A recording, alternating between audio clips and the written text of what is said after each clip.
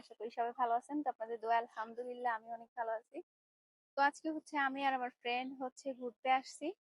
তো আমি ভাবলাম যে একটা ভিডিও বানাই আপনাদের সাথে শেয়ার করি।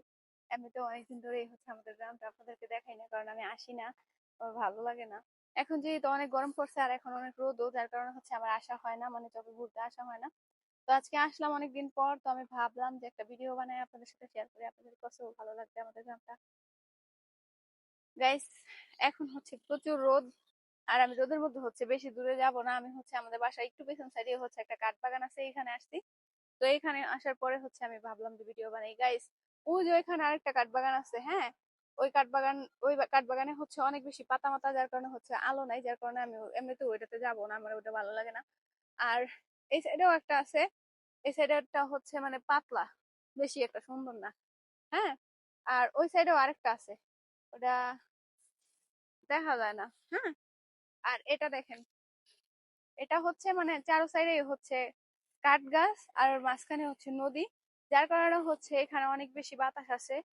আর যেহেতু নদী আছে, তো তার কারণে বাতাসটা অনেক বেশি ঠান্ডা। হুম। গাইস, আপনারা অনেকেই আমাকে বলেন আমি নাকি রোদে রোদে ঘুরতে ঘুরতে কালো হয়ে গেছি, যার কারণে ভালোই লাগে ঘুরতে। আর সেটা যদি আমাদের গ্রামে ঘোরা হয়, তাহলে তো আর কোনো কথাই নেই। আমাদের গ্রামে ঘুরতে আমার অনেক বেশি ভালো লাগে। গাইস, এই যে মাছটা কি করলো, মানে এই পানিতে মানে মাছ চাষ করা হয়। এখানে পানিতে ছোট মাছগুলা ছাড়ে, তারপর এই মাছগুলো যখন বড় হয়ে যায়, অনেক বড় হয়ে যায়, তখন মাছগুলা বাজারে নিয়ে বিক্রি করে। তো এই মাছগুলো যখন পানিতে ছাড়ে, তখন এই ছোট ছোট থাকে। হ্যাঁ, এই ছোট ছোট থাকে, তারপর আস্তে আস্তে বড় হয়, অনেক বড় হয়। তো এখানে তেলাপিয়া মাছ, তারপরে পাঙ্গাস, রুই, এই তিন প্রকারের মাছই আছে। অনেক মাছ আছে এখানে।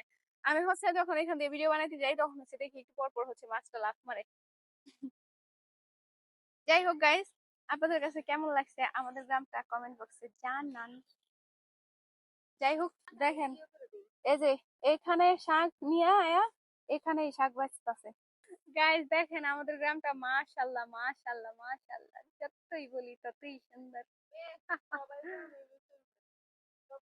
সবার গ্রাম সবার কাছে ভালো লাগে, আমার গ্রাম আমার কাছে ভালো লাগে।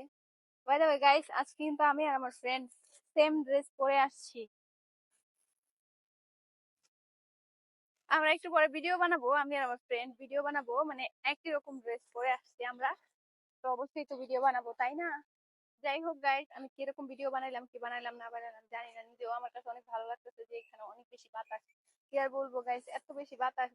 তো যাই হোক গাইস, আমি কিরকম ভিডিও বানাইলাম নিজেও জানি না। আমি ট্রাই করছি যে আমাদের গ্রামটা আপনাদেরকে দেখানোর জন্য। আমাদের গ্রামটা কেমন কমেন্ট বক্সে জানায়েন। আর এতগুলা কাঠবাগান আছে আমাদের গ্রামে, যার কারণে প্রচুর বাতাস আসে। আর আমাদের গ্রামটা আমার কাছে ভালো লাগে মূলত এই কারণেই যে এখানে অনেক বাতাস আছে।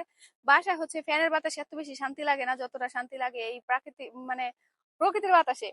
যাই হোক, তো আমাদের গ্রামটা আপনাদের কাছে কেমন লাগছে কমেন্ট বক্সে জানায়েন। Thank you so much guys আমার ভিডিওটা এতক্ষণ দেখার জন্য। তো সবাই ভালো থাকবেন, আমার জন্য দোয়া করবেন। আল্লাহ হাফেজ, টাটা টাটা, বাই বাই।